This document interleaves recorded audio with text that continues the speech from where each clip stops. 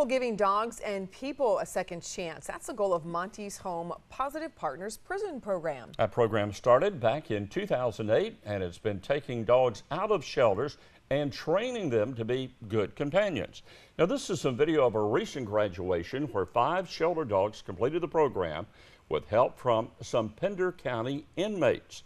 For 8 weeks, these inmates trained the dogs to obey basic commands to help make them more adoptable. But how does Monty's Home pick which dogs are part of the program? Carolina of the Morning, Stacy Penna looked into that. Stacy, I've been to this graduation ceremony, and in fact, I was at that one. It's a tough process, though, for these dogs to be selected, right? Bob, it sure is. In fact, these dogs, before they even leave the shelter, have to go through an 18-step temperament test. I spoke with the founder of Monty's Home, and she says each of those steps are equally important because they want to make sure that the dogs that they're taking out of these rescues and training can be adopted into any kind of household. Those are the type I like, the ones with no manners, because if they got a nice temperament, if they're social with people, they don't have guarding issues, they can get along with dogs and cats, then we can train them. But how do you find out if a dog has a bad temperament or does not like cats?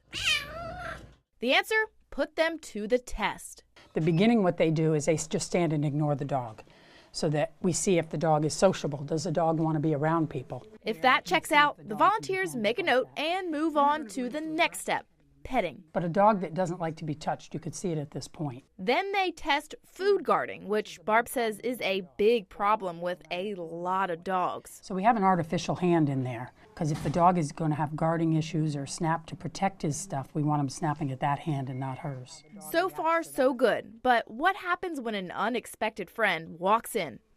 He was very neutral about it.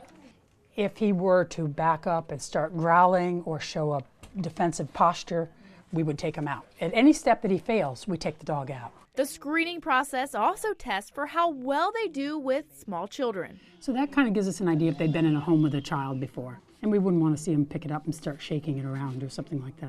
And how they handle toddlers pulling on their ears or yanking on their tails. Well, she tolerated that well.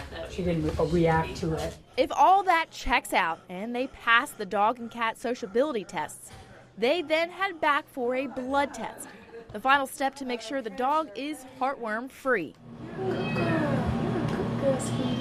It takes some time to find a dog that fits the prison program mold. But once they pass those 18 different steps, it gets them out of the shelter and closer to their forever home. Got a name for this one?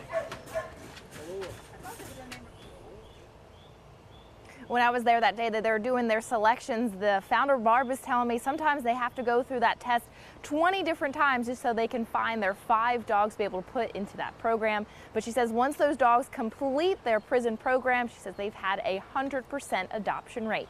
Back to you guys.